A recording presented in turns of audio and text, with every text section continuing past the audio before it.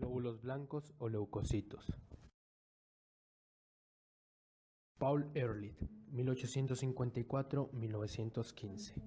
Del latín glóbulos. Glóbulo es un pequeño cuerpo esférico. El término es el diminutivo de globo y suele utilizarse para nombrar las células que componen la sangre. Puede distinguirse, en este sentido, entre glóbulos blancos y glóbulos rojos. Descubrió asimismo las células cebadas de la sangre. Clasificó los glóbulos blancos en linfocitos y mielocitos o leucocitos en el sentido estricto, y estos en neutrófilos, basófilos y eosinófilos. Los neutrófilos son los leucocitos más numerosos y a los que nos referimos normalmente cuando hablamos de granulocitos.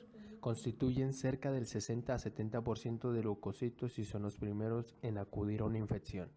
Permanecen en la sangre unos pocos días, ya que su función consiste en localizar y neutralizar a las bacterias o células dañadas en los tejidos, de tal forma que cuando las encuentran en un tejido las digieren y se rompen y liberan sustancias que hacen que aumente la circulación de la sangre en la zona y atraen a más neutrófilos, lo que provoca que la zona esté enrojecida y caliente. Neutrofilia. Se define como el aumento en el número absoluto de neutrófilos circulantes por encima de 2 derivaciones estándar del valor medio en individuos normales, que corresponden a cifras superiores a 7.500 milímetros cúbicos. La neutrofilia es la causa más frecuente de leucocitosis. Se define leucocitosis como el aumento en el número total de glóbulos blancos por encima de 11.000 milímetros cúbicos. Los neutrófilos se forman en la médula ósea a partir de un precursor común y se van diferenciando en una serie de células. Neutropenia. Se puede definir como la reducción en el número absoluto de neutrófilos en la circulación de la sangre. La condición puede ser aguda o crónica y se considera lo más a menudo posible como resultado de desórdenes autoinmunes, de tratamiento de quimioterapia o de reacciones de drogas adversas, aunque puede también ser visto como parte de síndromes congénitos de la neutropenia. La neutropenia aguda se presenta rápidamente cuando el uso del neutrófilo es rápido y producción empeorado. Inversamente, la neutropenia crónica es un resultado de la producción reducida, de la destrucción creciente o del secuestro esplénico excesivo de neutrófilos. Los basófilos también intervienen en las reacciones alérgicas, liberando histamina, sustancia que aumenta la circulación sanguínea en la zona para que aparezcan otro tipo de glóbulos blancos y además facilitan que estos salgan de los vasos sanguíneos y avancen hacia la parte dañada. También liberan heparina, una sustancia que disuelve en los coágulos. En la sangre representan menos de 1% a 2% en condiciones normales y se encuentran de 0,1 a 1,5 células sobre milímetro cuadrado. Basofilia. La basofilia se produce cuando los niveles de basófilos, uno de los 5 tipos principales de glóbulos blancos o leucocitos, son elevados en el cuerpo. La basofilia se puede producir de forma independiente, pero normalmente es indicativo de una condición subyacente. Las úlceras, anemia y las enfermedades de tiroides son un poco ejemplos de los trastornos que aparecen con basofilia, dado que liberan sustancias llamadas histaminas basófilos asociados con reacciones corporales inflamatorias y alergias. Vasopenia.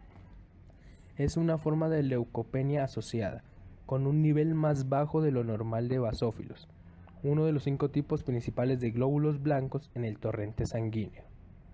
El bajo recuento de basófilos puede ser debido a alergias severas, embarazo, estrés, hipertiroidismo, tomar corticosteroides, infecciones abrumadoras, medicamentos que suprimen el sistema inmune. Los eosinófilos. Un eosinófilo es un leucocito de tipo granulocito, pequeño derivado de la médula ósea, que tiene una vida media en la circulación de 3 a 4 días antes de migrar a los tejidos, en donde permanecen durante varios días.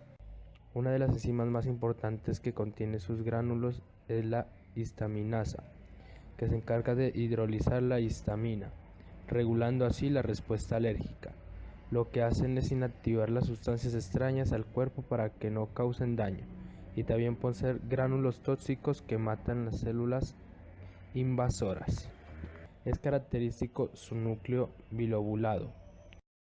Eosinofilia. La eosinofilia es una cantidad anormalmente alta de eosinófilos en la sangre. La eosinofilia no es una enfermedad, pero puede ser una respuesta a una enfermedad.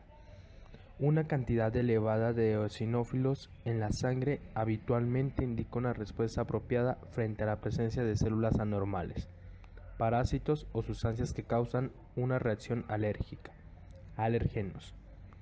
Una vez que los eosinófilos se han originado en la médula ósea, entran en el flujo sanguíneo, pero permanecen allí solo unas pocas horas antes de migrar a los tejidos del organismo. Cuando una sustancia extraña entra en el cuerpo, es detectada por los linfocitos y neutrófilos que liberan sustancias que atraen a los eosinófilos a dicha área. Luego los eosinófilos liberan sustancias tóxicas que atacan a los parásitos y destruyen las células humanas anormales. Eosinopenia. La eosinopenia es un nivel más bajo de lo normal de la cantidad de eosinófilos en la sangre. Los eosinófilos suelen descender en la fase inicial de la mayoría de infecciones agudas, especialmente en la fiebre tifoidea, donde casi desaparecen. Una disminución de los eosinófilos puede ser debido a las mismas causas de leucopenia, tales como la anemia aplásica y el VIH. Otras causas pueden ser terapia con corticosteroides o hiperadrenocorticismo, enfermedad bacteriana o protozoaria, estrés, lupus eritematoso diseminado. Leucocitos agranulados. Monocitos. Representan del 4 al 8% de los leucocitos en la sangre. Como características destacables, presentan un núcleo en general arriñonado, lobulado o cerebriforme, que se tiñe irregularmente en forma de rejilla o reticular de color violeta azulado. Usualmente el núcleo guarda una proporción de 2:1 en área con respecto al citoplasma que lo rodea, y muy frecuentemente presenta una depresión profunda. El citoplasma es abundante y de color gris azulado, pudiendo estar acompañado de vacuolas blanquecinas.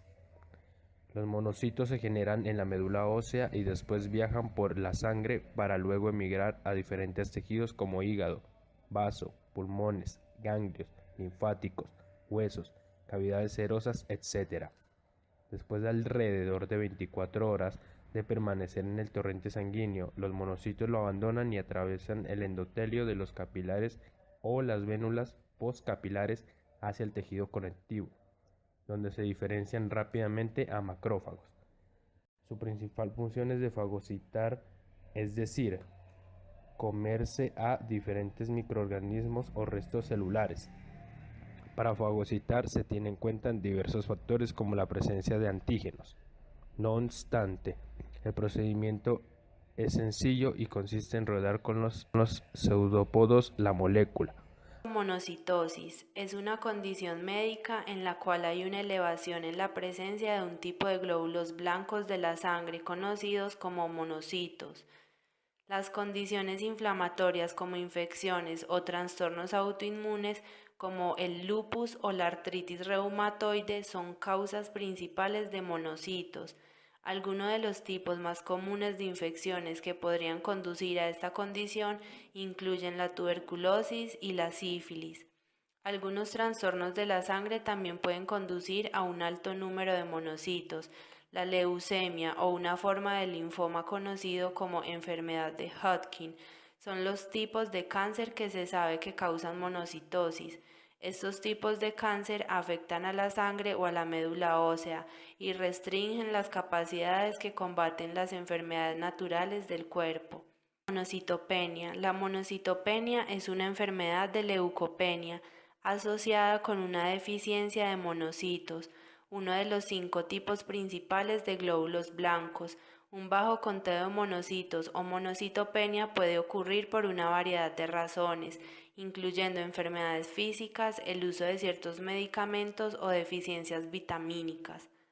Las condiciones médicas que inhiben el funcionamiento normal de la médula ósea son los factores que contribuyen más comunes para el desarrollo de un trabajo de conteo de monocitos. El VIH es un virus que puede causar el SIDA, una enfermedad potencialmente mortal que hace que el sistema inmunológico se vea gravemente comprometido. La artritis reumatoide se cree que es una enfermedad del sistema inmune y conduce a la inflamación de las articulaciones. El lupus es otro tipo de enfermedad autoinmune que puede causar un recuento de monocitos bajos y puede conducir a la pérdida del cabello, falta de aire o incluso un fallo de órganos. Linfocitos es una célula linfática, se fabrican por células linfoides presentes en la médula ósea y que posteriormente migran a órganos linfoides como el timo, ganglios linfáticos y vaso. Representan aproximadamente del 20 al 25% del total en la sangre periférica.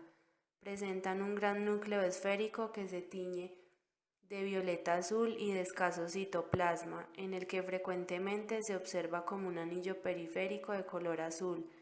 Poseen un borde delgado. Los linfocitos son células circulantes del sistema inmunitario que reaccionan frente a materiales extraños y son de alta jerarquía en el sistema inmunitario, principalmente encargados de la inmunidad específica o adquirida.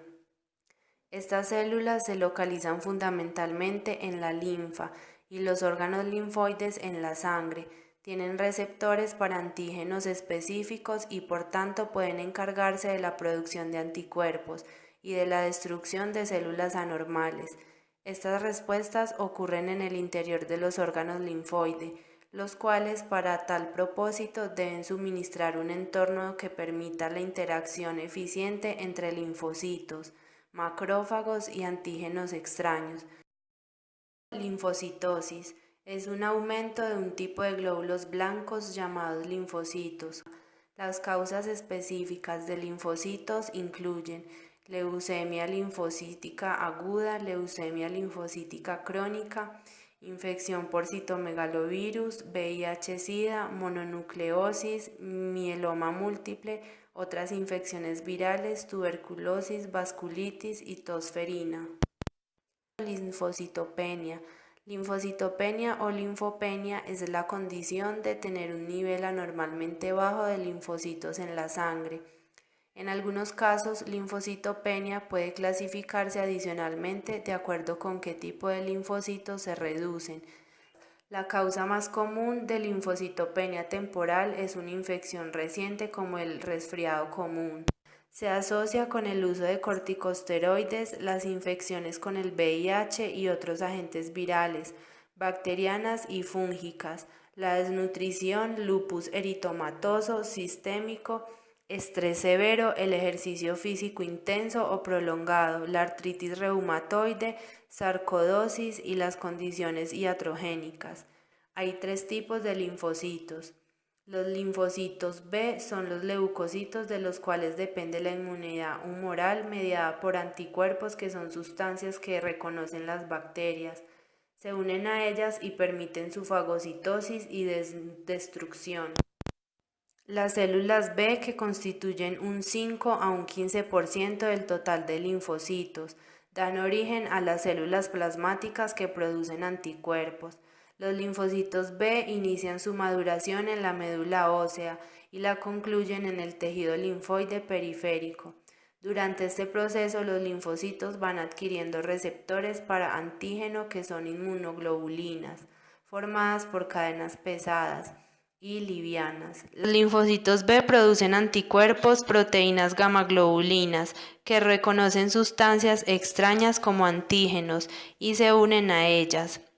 Los linfocitos B o células B están programadas para hacer un anticuerpo específico. Cuando una célula B se encuentra con su antígeno desencadenante, esta produce muchas células grandes conocidas como células plasmáticas. Cada célula plasmática es esencialmente una fábrica para producir anticuerpos. Un anticuerpo corresponde a un antígeno de la misma manera que una llave lo hace con su cerradura. Siempre que el anticuerpo y el antígeno se corresponden, el anticuerpo marca el antígeno para su destrucción. Los linfocitos B no penetran en las células, de manera que el trabajo de atacar estas células diana se deja a los linfocitos T.